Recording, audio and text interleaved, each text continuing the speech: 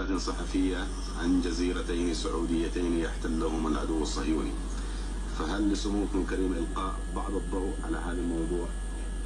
هذه مثل ما معروف جزيرة تيران صنافر. على وقت من قديم الشيء اللي بعرف عنه أنه عبد الناصر طلب من جلالة الملك فيصل استعمال الجزيرتين تحت الإشراف المصري وتحت مسؤولية مصر بقيادة الرئيس عبد الناصر. طبعا ما كان من جلالة الملك فيصل إلا التجاوب، وما دام دولة عربية ترغب أن تستعمل هذه الجزيرتين للاستفادة منها لأنها جاية في البحر الأحمر في خليج العقبة، ومن طبع الأمور أن كان لها مفعول بالنسبة لمصر، فكان التجاوب مع حكومة عربية من ذاك التاريخ وهي تحت